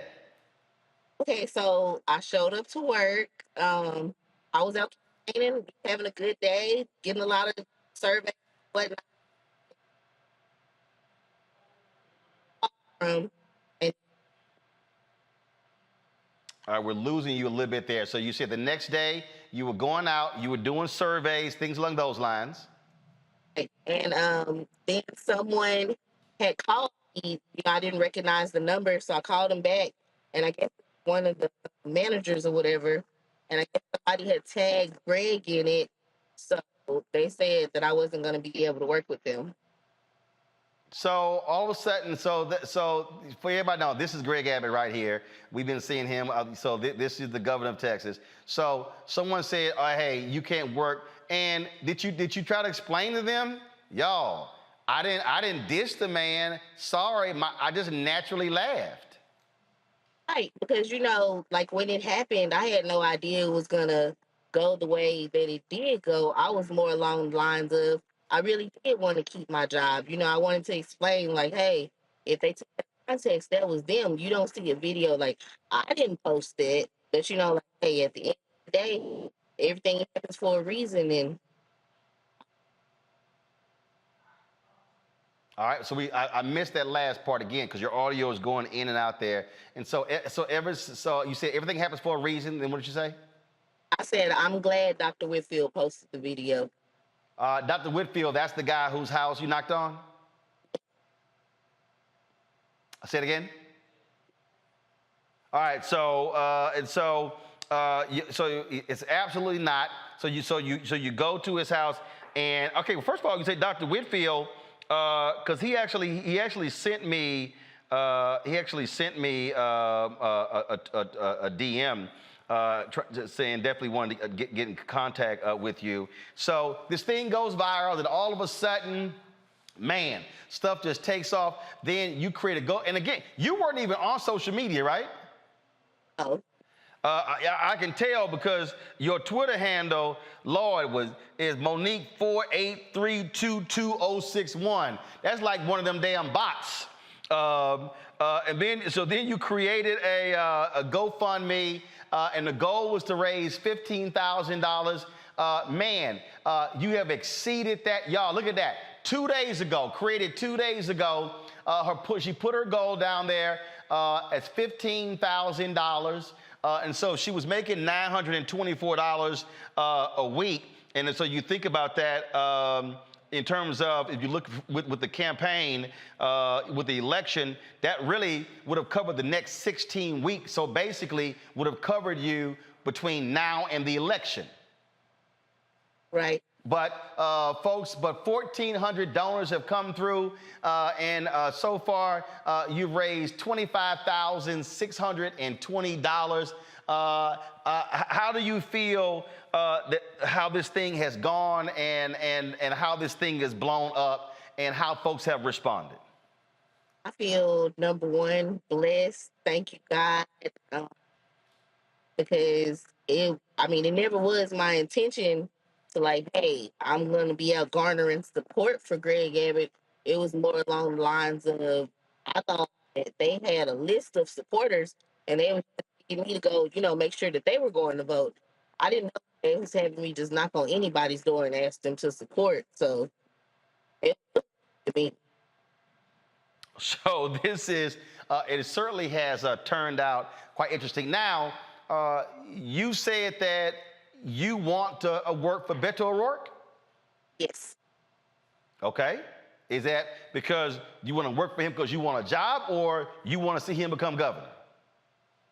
Both. Say it again? Both. All right. We said there was some issues with the audio there. And so have you heard, back from the Texas Democrats or the O'Rourke campaign? I have heard from them, and we are, in the process of ironing things out. So when more details do come, I will be happy to give updates. Okay, well, so just so you know, before we went on, I did text Beto O'Rourke to find out if he was aware of this. Oh yeah, I got it like that, Monique. Come on now. You better ask somebody. I called him and I texted him. Of course, he's on the campaign trail. I have not heard back from him. And I also reached out to one of his aides as well, who is with him. And so hopefully we'll hear back from him. So this is, and James Whitfield is the principal who was fired at, was it Colleyville School? Well, he was the principal of one of the schools. We had him on, and so it was a big controversy, and they claimed he was teaching critical race theory. We actually had him on the show. So that's why when you said his name, I was like, hold up, was that Whitfield? So yeah, he had actually sent me a DM saying that he definitely wanted to get you on the show. Now, have you heard from folk all around the country since this happened? I've been responding to messages from people from Canada, Chicago, Bangladesh. I mean, it's just it a lot further than I thought it would. Well, and so I take it also that now have you always wanted to work on campaigns? Have you always liked politics? Have you worked on other campaigns? Is this a passion of yours beyond getting paid? Beyond getting paid, I have worked on other campaigns. I was a member of the Texas Organizing Project since 2019, and we also worked on the Beto O'Rourke Project, District Judge, County Jenkins. We were out campaigning for Biden. So in the past, I have done some Democratic campaigning, yes. All right, then. Let's see here. I'll start with some questions. Julianne, you got a question or anything for Monique? Sure, Monique. This is the year, it's been a couple of years of the Black woman. As a sister doing this work, how did this experience make you feel, and how does it empower you to do further work in politics? It makes me feel like, like more so less that I'm not gonna have to do something that I don't necessarily believe in just because of circumstances. Now, I have the availability that if I do want to actually go and volunteer for the Democratic campaign, I can go do that. Versus having to do this because of what I'm being paid for. Omakongo. I think it's really amazing the way that the country and other countries and places like Canada have been embracing you. I'm wondering if you've received any backlash from people who are supporters of Abbott or the Republicans in general. I have somebody compared me to Hitler. I went ahead and shut that down because that's nothing near the range of what I'm doing. Mm-hmm. Yeah, somebody was definitely comparing me to the person that worked the ovens for Hitler at the concentration camps. Wow, that's nuts. Wow. Jeff. He works for Abbott. I was like, oh, well. Jeff? Wow. Yes, sir. Yes, sister. Look, it's remarkable how, we always talk about, we judge people for the jobs that they take without even researching many of the employers that many people work for. I think many people would be out of a job, period, if they researched the policies of their own employers. What's next for you in terms of your own community activism and the work that you're doing as a canvasser, outside of putting aside 24% of that GoFundMe for taxes so we don't see you get in trouble? Outside of that, I plan on continuing to spread the good word. I mean, if I do get the organizer job with Beto, fine. If I'm not, and All right, so you broke. Hold up, you broke up there. So let's go ahead and start again. You said if you don't get the job.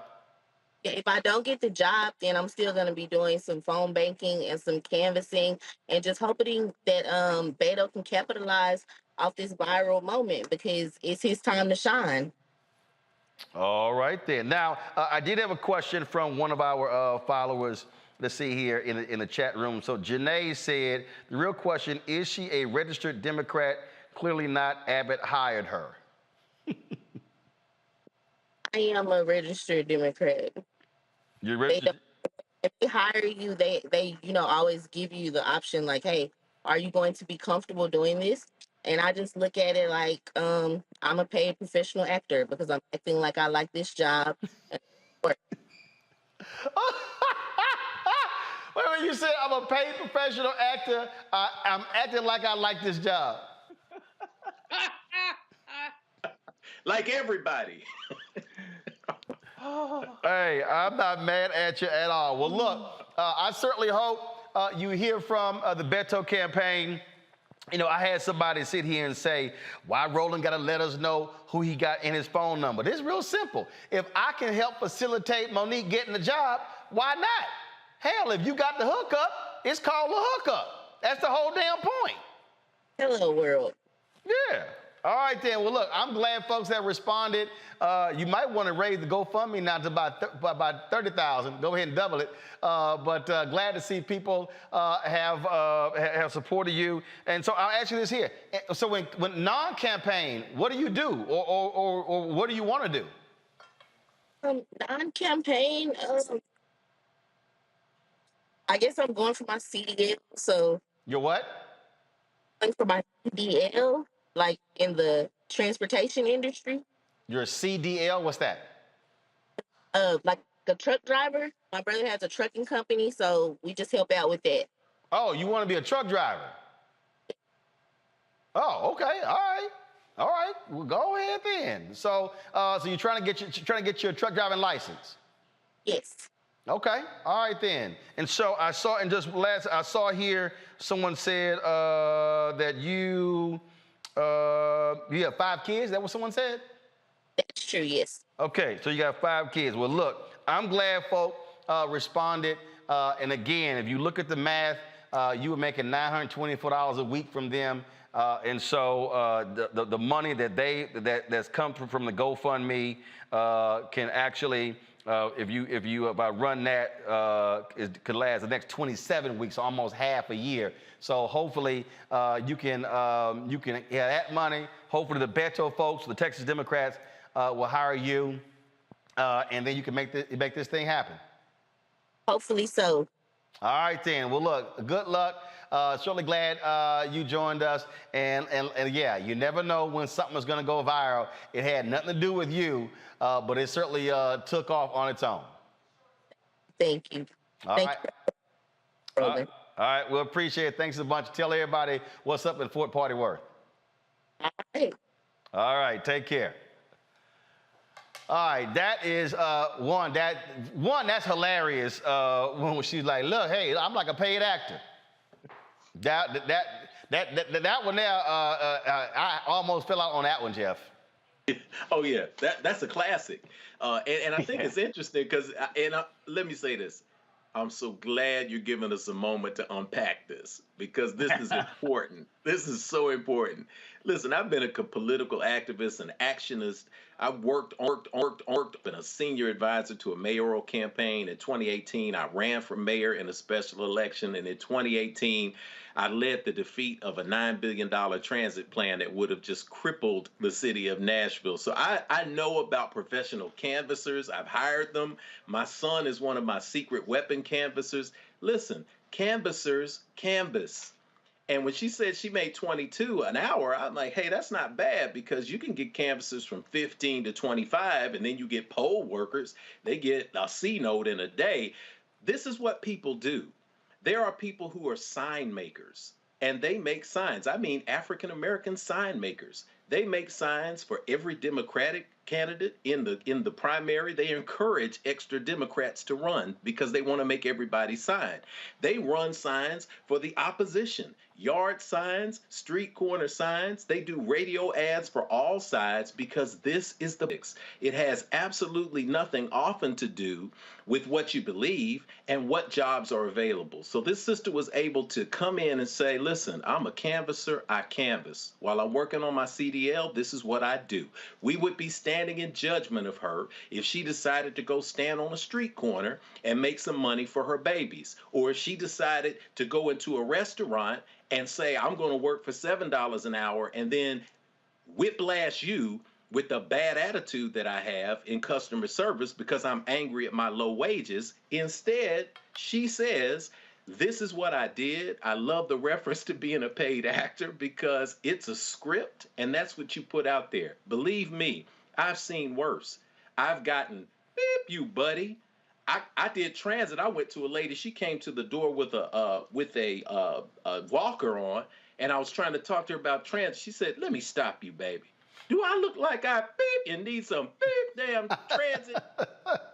And I laughed harder. I said, my bad. And I laughed harder than that sister did. This is just what happens. It happens on jobs that you get in a fast food window. It happens in corporate America. And it happened to this sister on the street. So salute to you. And like I said, tuck away about 22 to 24% or whatever Dr. Malvo would recommend so that you pay your taxes on that so they don't get you for that. Look, what people, first of all, a lot of people of Macongo don't understand the reality of the nuances of political campaigns. There are people who volunteer. There are people who actually get paid.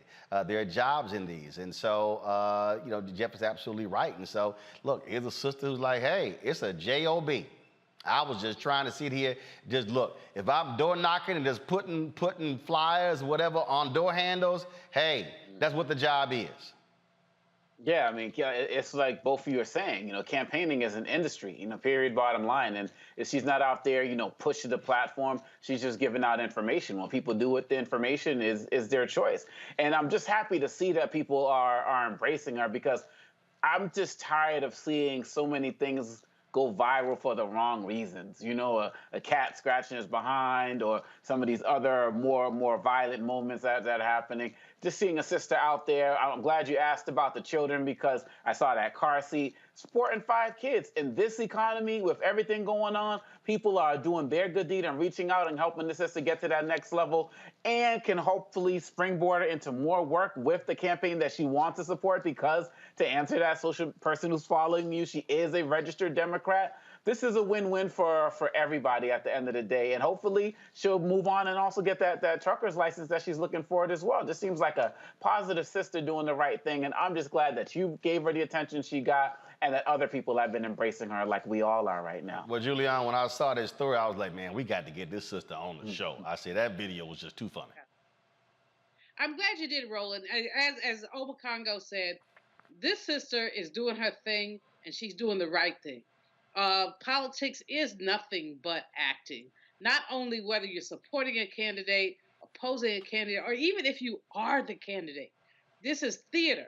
It's not really about the real thing. We talked earlier about guns and other things. These people know what the right thing is, but they're acting because they want to stay reelected. So if the people down at the bottom of the campaign trail, if they can make some money, hey, go for it. But what I liked about this sister, first of all, her energy, her attitude, her smile, and the fact that she is doing what she needs to do to support herself. Now, Brother Jeff, I'm going to tell you, 24% ain't going to get it. You got to put away about a third with that freelance money.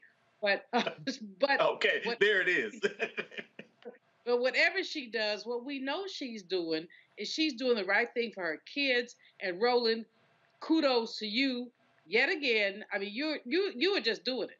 You're doing it, and thank you for giving this sister a platform, which perhaps will encourage other women and men to figure out how to get around this putrid economy. They say the unemployment rate is 3.6%, and I guess it is, but from Friday. But you know what? Our people are still suffering while people are talking about a robust economy. So we have to have plan A, B, C, D, E, F, G. We have to have other ways to make money, to have multiple income streams, and kudos to her for doing that. I just wish we could all just meet her, hug her, and say, y'all, you go, girl. All right, folks, got to go to a break. We come back, a couple of breaking news stories, one out of Louisiana, one out of North Carolina, dealing with the shooting death of Andrew Brown Jr. We'll tell you about those two stories when we come back on Roland Martin Unfiltered on the Black Star Network, Facebook and YouTube. Hit that like button, hit that share button. We should be easily at more than 1,000. If you want to support us in what we do, please download our Black Star Network app. You can see all of our programming at any time, in real time. Download it on your Apple phone, Android phone, Apple TV, Android TV, Roku, Amazon Fire TV, Xbox One, Samsung Smart TV. And of course, you can also join our Bring the Funk fan club. Our goal is to get 20,000 of our fans contributing $50 a year, $4.19 a month, 13 cents a day. And of course, you can send check or money order to P.O. Box 57196, Washington, D.C. 20037-0196. The Cash App is $RM Unfiltered. PayPal is R Martin Unfiltered. Venmo is RM Unfiltered. Zelle is Roland at RolandSMartin.com. Roland at RolandMartinUnfiltered.com. We'll be right back. A powerful movement is rising across America. From the Mississippi Delta to the Apache Stronghold. From the homeless encampments of Washington State to the coal fields of Appalachia of West Virginia. We are the 140 million poor and low-wealth people in this country, and we are building the Poor People's Campaign, a national call for moral revival. On June 18th, ahead of this year's midterm elections, while the Congress is still in session, we will hold a mass poor people's and low-wage workers assembly and moral march on Washington to arrest the attention of the nation, to put a face and a voice on poverty and low wages in this country. This is a watershed moment for justice and democracy in America. There are those who say that transformative change is impossible, but history teaches us that it is precisely in times like these that people must build a broad and deep movement from the bottom up. We must compel this nation to repent, to lament, and to see the realities that have been hidden for far too long. On June 18th, we will come together to lift the voices of the poor and low-wage workers who know that change is not only possible, it is essential for our survival. We will make the connections to show how systemic racism, poverty, ecological devastation, the denial of health care, the war economy, and the false moral narrative of religious nationalism and white supremacy are hurting us all. We will show the nation the faces of Americans who cannot afford to go back to normal. We will detail the policies that can move us toward a society that works for everyone. And we will pledge to go home and build power for transformative change in this year's election and for years to come. Because the question should have never been, how much will it cost to address poverty? The real question is, how much is it costing us not to? Somebody's been hurting our people. It's gone on far too long. And we won't be silent or unseen anymore. Join us in D.C. on June 18th. Build with us for a third reconstruction in America. Visit poorpeoplescampaign.org.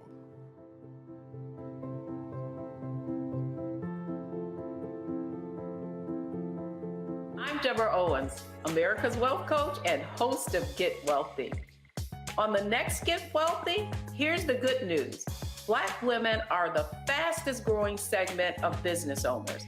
The not so good news, the average business by Black women is only earning revenues of $45,000 or less.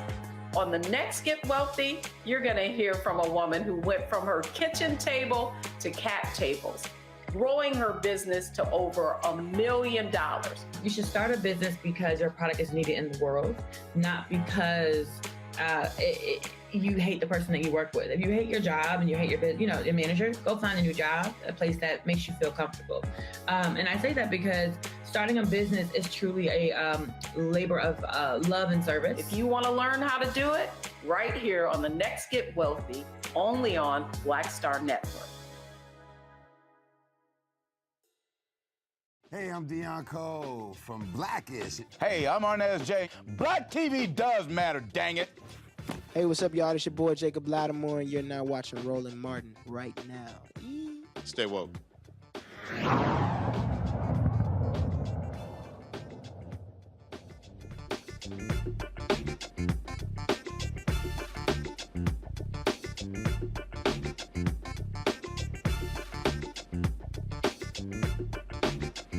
Folks, some breaking news out of North Carolina, where a decision has been, actually a settlement has been announced in the shooting death of Andrew Brown Jr. You might recall in April 2021, Andrew Brown Jr.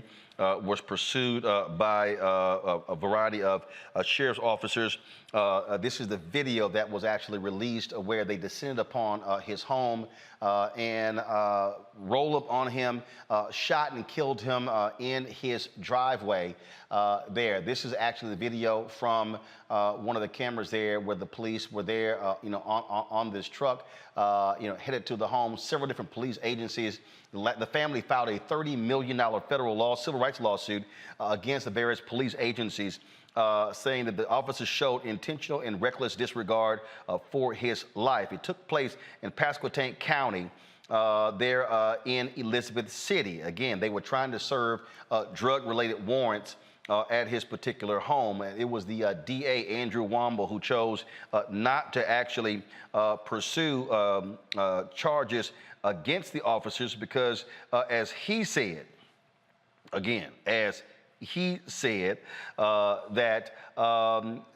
Brown used his car as a deadly weapon. The family, though, they of course said it was absolutely unjustified what took place there. There were a number of protests that took place there in Elizabeth City. We covered a number of those protests with various activists, and so we were there on the ground covering those stories there. And so again, so many people had come out supporting this family, demanding accountability. Reverend Barbara and others. This is one of the news conferences where we were at with the family when they were actually shown the tape. These were some of the lawyers who were there speaking as well. And so again, there's a $3 million settlement in this case in the death of Andrew Brown Jr. Now let's go to Louisiana for other breaking news, where a couple of hours ago, a federal judge ruled the Louisiana legislature must redraw its recently approved congressional district maps to include another majority Black district. Like the map used for the last decade, the new map included 5 of 6 U.S. congressional districts that lean heavily Republican, even though roughly 1/3 of Louisiana's population is Black. Now, both the old and new maps have only one majority Black district, including parts of New Orleans and Baton Rouge. Now, the judges, in the 150-page ruling, they took the time to lay out if there was indeed enough time to actually redraw these maps. This is a huge decision, Julian, because right now, Congressman Troy Carter is the only Black member of Congress from Louisiana.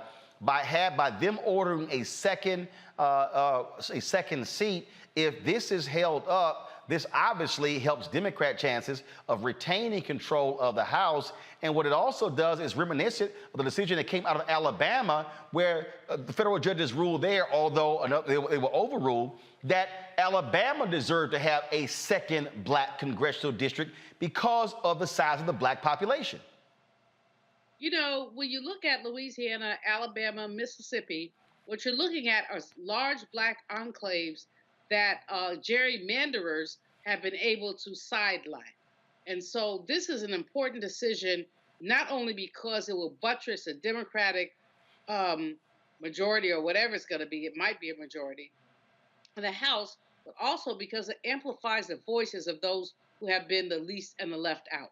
Louisiana, and I got Louisiana roots, you got that last name, Malveaux, we have Louisiana roots. We know that what has happened there is that you have attempted to squeeze all the black people into one district and then have pockets of them in smaller districts where they have no majorities. So the court is right here, but the question is whether with the Trump, and we have to call it the Trump Supreme Court, whether it will be further challenged and whether or not it will be upheld. It's important. There are no rights without voting rights, Roland, as you know. There are no rights without voting rights. And so whether we talk about economic rights or, even food rights, there are no rights, body autonomy, without voting rights. This is an important decision. And let me be real clear, folks, because the facts matter. This is not a majority-minority district. Go to my iPad. This is the judge's ruling. It says right here, the appropriate remedy in this context is a remedial congressional redistricting plan that includes an additional majority black congressional district. Majority black, Omakongo. And that's some beautiful breaking news. And to be quite honest, this actually ties into our very first segment tonight about pushing the Democrats, because these type of cases don't happen without people fighting. There's organizations like Eric Holder's organizations and other groups that are fighting these projects and these attempts by Republicans across the entire nation to do these particular projects. You know it better in Texas, better than anybody else. They are trying to do this. They think that we are not politically sophisticated enough to fight this fight, but we are here for it every single day, 24 hours a day. And so I'm very happy for that news. The first part of the segment, I'm glad that the Brown family reached a settlement. It's never going to bring him back. But, these are two stories that represent good news, and we have to continue to fight. We can never let up. And like Dr. Malveaux was saying, we know that this is going to go higher up in the courts, but we have to keep pushing and keep fighting to make sure that at every juncture, we are not just giving up our opportunities to be part of this democratic process without a fight. Now, Jeff, here's what's interesting, because normally when we're talking about these elections, normally we're talking about courts saying, hey, it's too late to make changes because the primaries have already started. Well, Louisiana is different. Their primaries are actually on election day. So they have what is called a top two primary. So the top two candidates, if they don't finish 50 plus 1, they advance to a December runoff. So with this being June, the courts are actually ordering the legislature, go back to my iPad, to enact a remedial plan on or before June 20th, 2022. What they say in here is that candidates can file until July 8th, and the qualifying period, again, set for July 20th through the 22nd, said this is unaffected. So the late primary of Louisiana actually helped the plaintiffs in this particular lawsuit.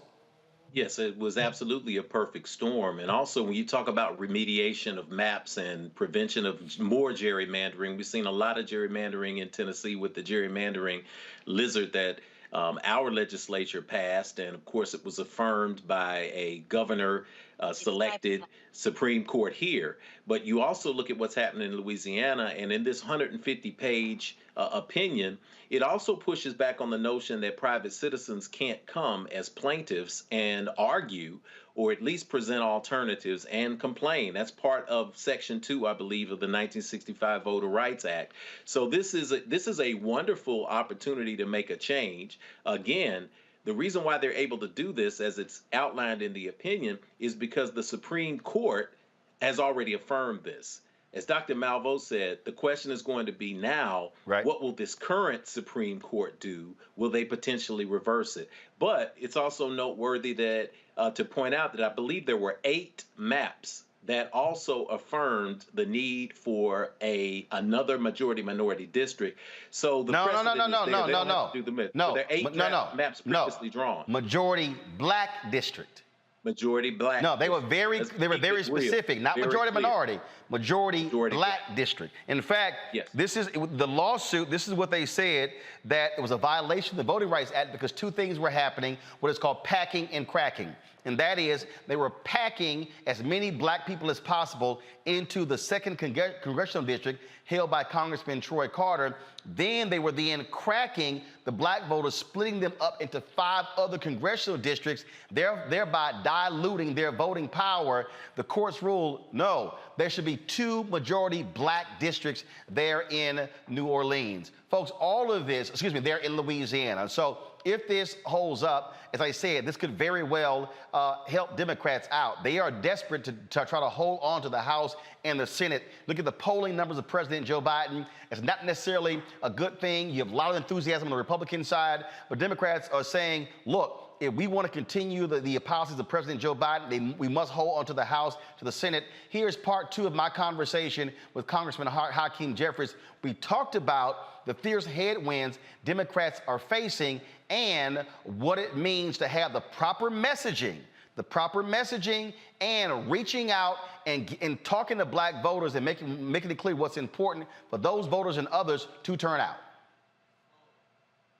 Move forward. Let's talk about your state. You've been highly critical of what took place there after Democrats moved forward with a congressional map that was deemed to be gerrymandering and a violation of the state constitution. And then maps were redrawn, basically, as you said, decimating the districts of African Americans. Is there any of those districts moving forward? Is there any redress? And others are simply saying Democrats shot themselves in the foot by screwing over other Democrats, especially black Democrats. Well, it was a very flawed process that was set into motion by Chief Justice Janet DeFiore of the New York Court of Appeals and unleashed by this runaway majority who decided that they were going to conclude, first erroneously, I believe, that the lines drawn by the New York State Legislature, the elected representatives of the people of the state of New York, by 2/3 supermajorities in both the New York State Assembly and the New York State Senate, that they were unconstitutional.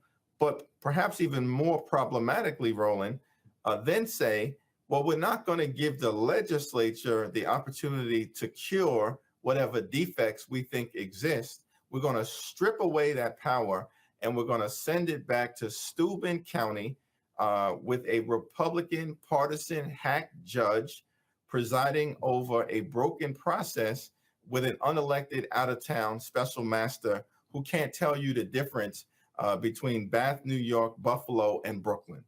This is what happened. And so the logical result of that were 5 different congressional districts in and around New York City where the Black or Latino population was degraded. Now, this is why federal action is going to be necessary moving forward, because had Section 5 of the Voting Rights Act still been in effect, there is no circumstance where the lines that we're now stuck with for at least this cycle, it appears, would have ever been signed off on by the Department of Justice, because you cannot degrade the Black and Latino populations an opportunity to elect districts that may deprive those communities of color the ability to choose the candidates of their choice. And so I know the lawyers connected to various civil rights groups and community-based organizations are taking a look at the options, which are not totally not there for folks, but have been constrained, unfortunately, because of, you know, the elimination of Section 5 of the Voting Rights Act and the decimation in many cases of Section 2. But there may be some avenues to take a look at under the state constitution that I believe are being explored. You mentioned specifically in terms of what should happen with the VRA. That is still a point of contention that I've heard from many Black voters, that the House passed it, but the Senate obviously did not move. Same thing with the George Floyd Justice Act. As I said earlier, in terms of this notion of enthusiasm, I am really hearing that from a lot of African Americans, folks saying that that they came out to vote in 2020, risked their health to do so, delivered majorities for the Democrats in the House and the Senate, and enough did not get done on those signature bills. And so what would you say to that person who's watching and listening, who right now is frustrated and who is not happy at all with how Democrats have performed, and that person is saying, I'm not interested in coming out to vote in November? What do you tell that person right now who is not happy with your party?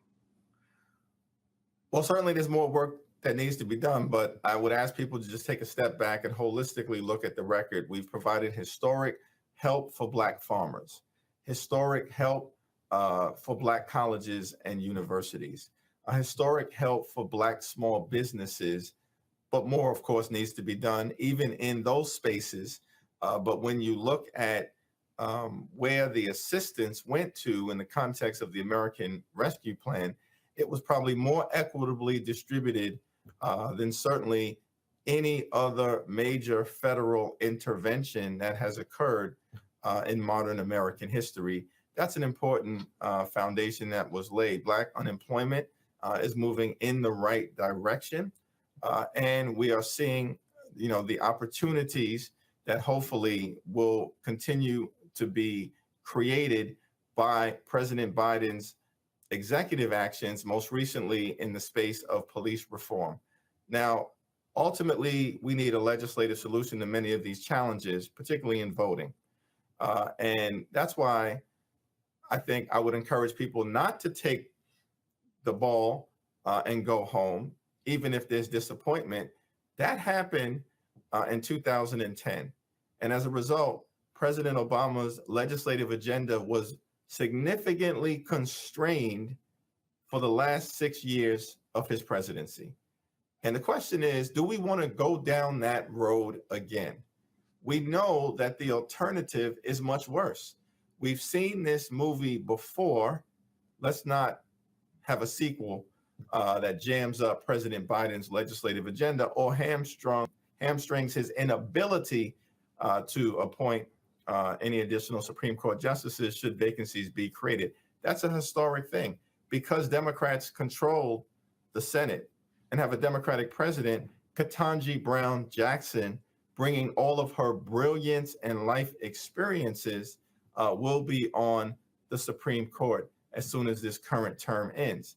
That's meaningful progress, but that only happens because people came out, Black voters in particular, down in Georgia and delivered a Senate Democratic majority, albeit a very frustrating one because it's 50-50 with Vice President Harris needing to often break the tie. And last question for you on that particular point there. What I've said to people is that, look, I absolutely understand the frustration. I actually feel that as well. I said, one, I really do believe that President Biden should bring the families affected by police violence and bring them back to the White House and invite Senator Tim Scott and Senator Lindsey Graham and Mitch McConnell to come to a meeting and say, sit across from these families and tell them why that act hasn't moved forward. And an effort should be made to try to get the George Floyd Justice Act passed between now and November. But also what I've said is, you got to look at the possibility if Democrats are able to retain the seat in Georgia, Arizona, New Hampshire, Nevada, but then pick up in Pennsylvania, Wisconsin, let's say Florida, North Carolina. I mean, now all of a sudden you can negate Senators Kristen Sinema and Joe Manchin and now be able to potentially have a 55-45, 57-43 majority to be able to get some of these bills passed. That's exactly right, Roland. And right now, it takes 60 votes to do anything in the Senate. and we're at 50. And some people say, well, does it mean that you have to elect 10 additional Democrats? And Roland, you just broke it down. No. If we can elect 2 or 3 additional Democrats, which is very possible, Val Demings in Florida, Tim Ryan down in Ohio, seats in North Carolina and Pennsylvania that are real possibilities, Wisconsin, potentially Mandela Barnes. We've got some exciting candidates in districts and states that President Biden, by and large, won, where we have a real opportunity to be successful. And if we can just add 2 or 3 additional members of the United States Senate to the current majority, then you can change the rules that currently exist, which is stopping progress from being made. The filibuster, that word is found nowhere in the United States Constitution. And the framers of the Constitution understood supermajorities. They used that phraseology and requirement in 4 different instances. They said, we want a supermajority to override a presidential veto, a supermajority to ratify a treaty, a supermajority to enact a constitutional amendment, 2/3 in the House and Senate, and then 3/4 a ratification by the states. And then they said we need a supermajority in order to convict the president who's been impeached by the House. 4 occasions they used the phrase, the requirement, supermajority. Never for basic legislation to be passed. And so we believe there's a strong argument to be made once we have a functional Democratic majority to get to a much better place after the November elections. All right. Well, Congressman Hakeem Jeffries, we appreciate you joining us and look forward to having you back and seeing what unfolds over the next few months. Thanks so much, Roland. Appreciate you. All right. Take care. As I said, it's going to be an uphill battle. And so just quickly, let's just get the thoughts of the 3 of you to what Congressman Jeffries had to say. I'm going to go you first. I think the part about the special master and the situation in New York is the part that stuck with me the most, because so many times when people talk about the Voting Rights Act and aspects of it being gutted, we always focus on the areas that the act was created for, which was states in the South. But as we see the need to protect the voting rights and the Voting Rights Act, this is a nationwide issue.